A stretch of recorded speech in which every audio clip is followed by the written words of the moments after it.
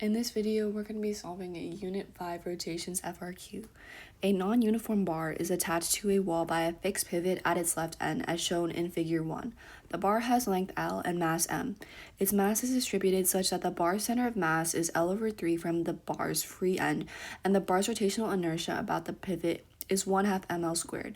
The string is attached to the wall and to the bar as shown below, holding the bar horizontal. The bar is again shown in figure 2.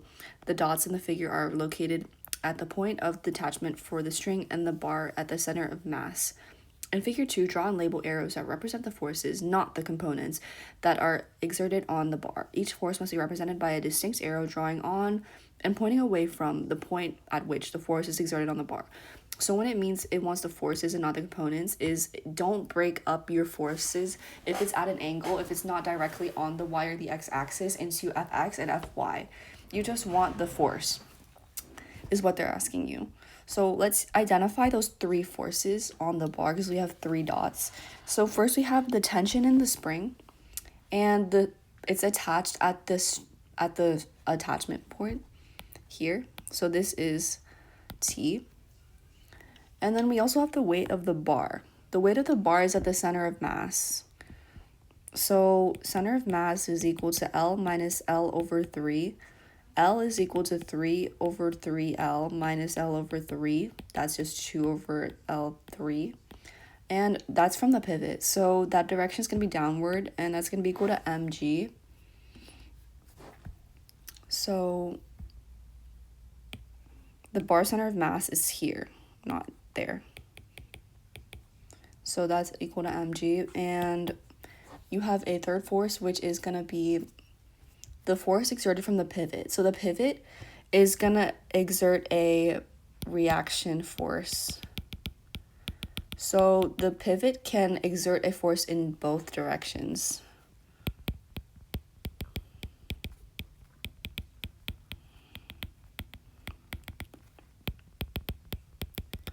And because it can do that, it has 2 components, Fpx, Fpy, but we don't want to draw those because we don't want to draw the components.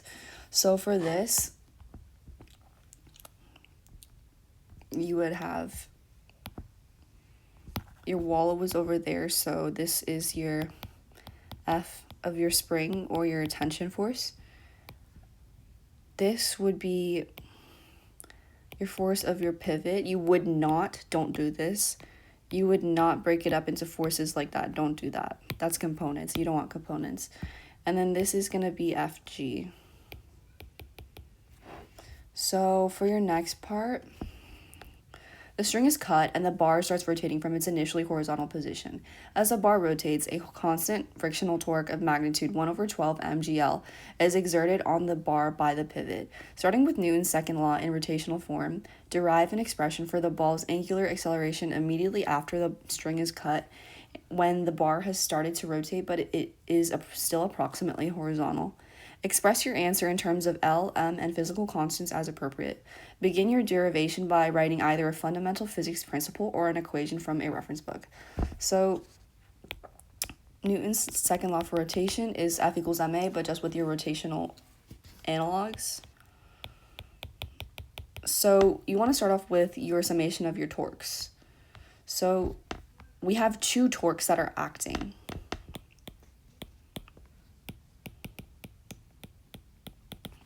We have from gravity and also from friction. So from gravity, we look at the center of mass, and the center of mass is going to be at 2/L3. So, and that's from the pivot.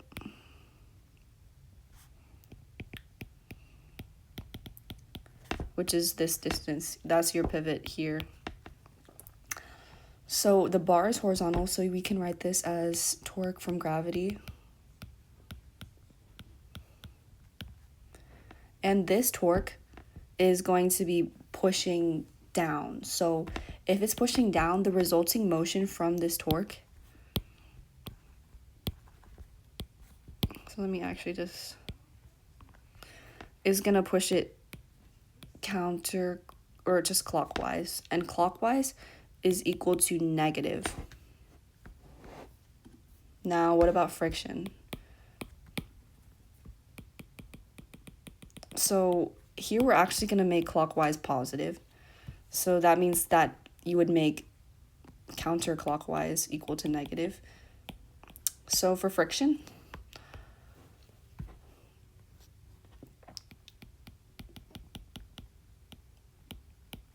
the pivot is going to exert a constant friction torque.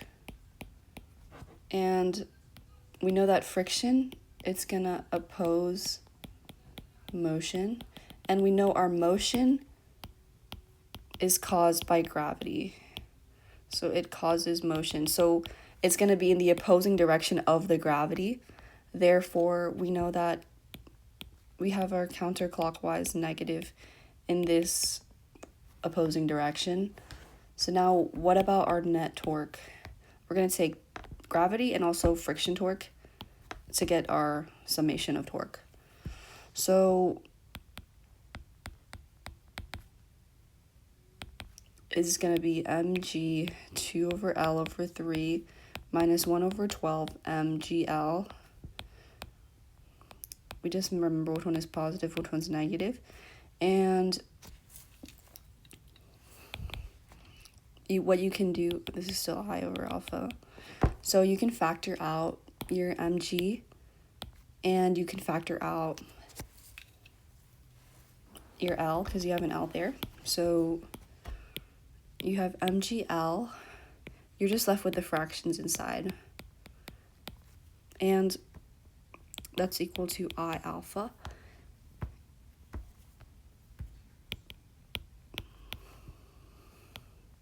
You can rewrite 2 over 3 with a common denominator of 12.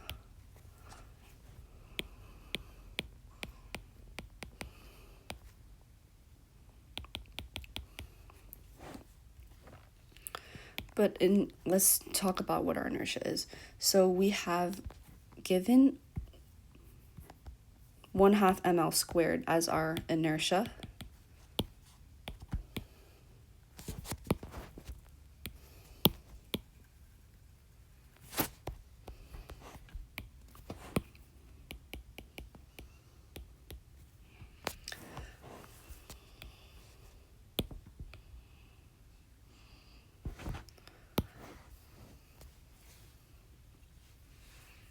So we want to solve for angular acceleration.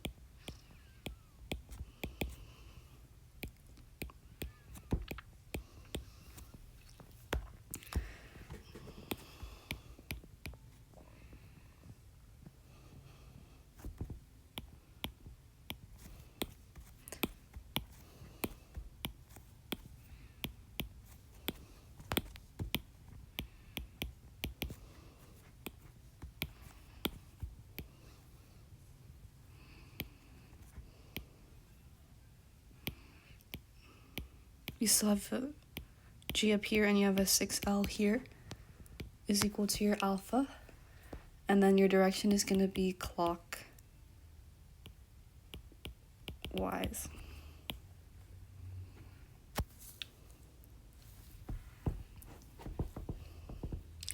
On the axes in figure 3, sketch a graph of the angular acceleration of the bars as a function of the angle between the bar and the horizontal.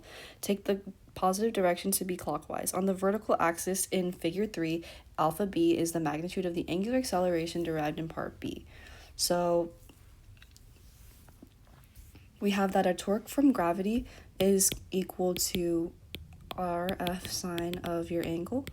So our lever arm is going to be equal to R cosine of theta.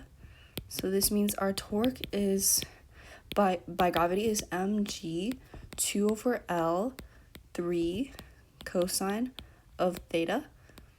So for our net torque,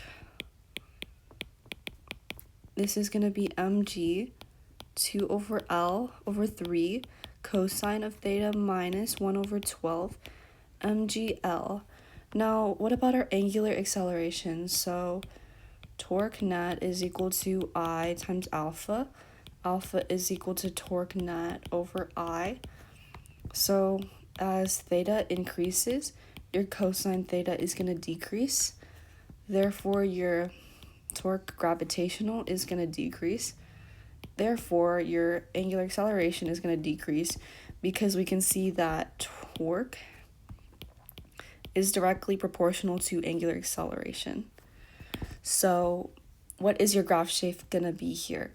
So theta is going to be equal to 0 degrees and alpha is equal to alpha b. So what we have is that as your angle increases to 90 degrees, Fg, your gravity torque, or your torque gravity, is going to go to 0, and your friction is going to dominate. Therefore, alpha is going to decrease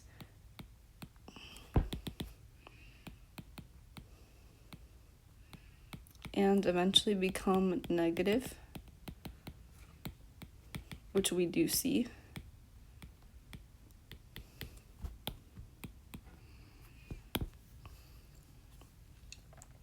So it's a concave down curve.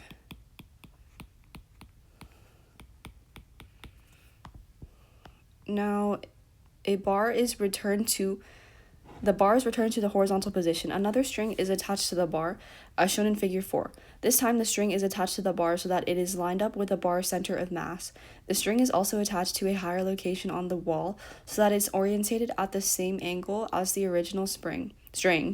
Other than the force exerted by the string, indicate how a force represented in the diagram you drew for part A would change, if at all, with the second string attached to the bar and the wall in figure 4.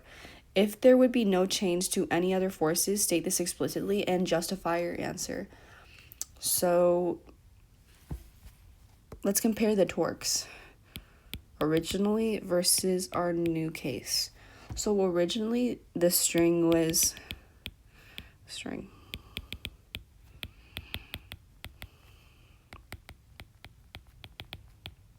but now we see the string is gonna be attached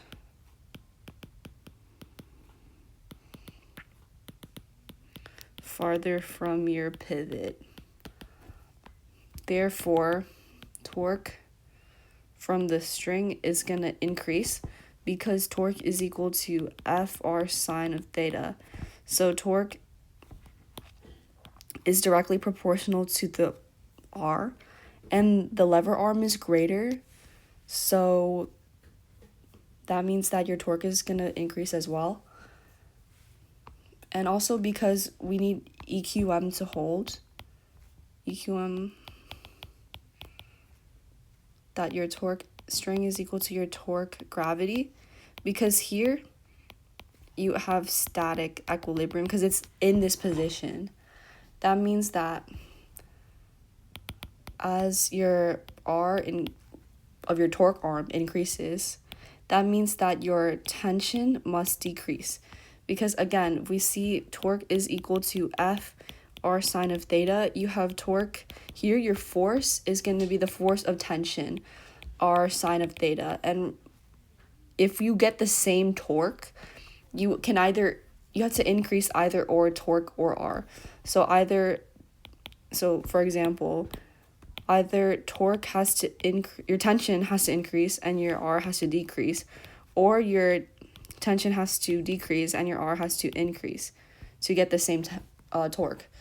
Now, what is the effect on this on the other forces?